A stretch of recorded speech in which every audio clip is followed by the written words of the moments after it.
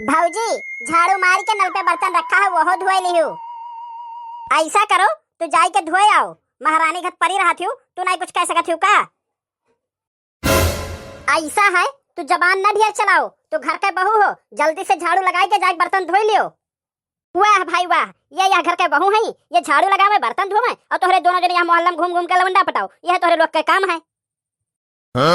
सुराही चाची तू बीच में ना बोलू, ये हमार भौजाई हुए, ये हमरे घर के मैटर है। हमरे लोग चाहे इनसे झाड़ू लगवाई चाहे गोबर उठवाई, तो पड़ोसी हो पड़ोसी के तरह रहो बस। अरे सुराही चाची तू हमरे चक्कर में ना बुराई लियो। ये नंदी हमारी बहुत हरामी नहीं और हम यही घर में जिंदगी काटे खाए। तो जाओ चका के जाओ।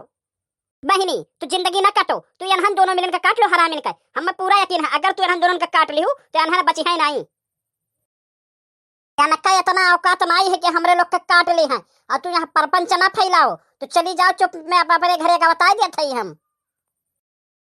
लड़की अब बात बहुत आगे निकल गया है, भूल जा 2 मिनट के लिए तक इस घर के बहू है। काट ले हम दोनों मिनट के अब्बा सुधर गई हैं।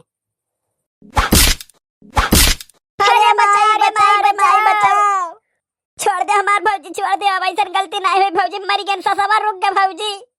अब हमरे जीव का ठंडा का भाई बहुत सतावत रहन या का बेचारी का।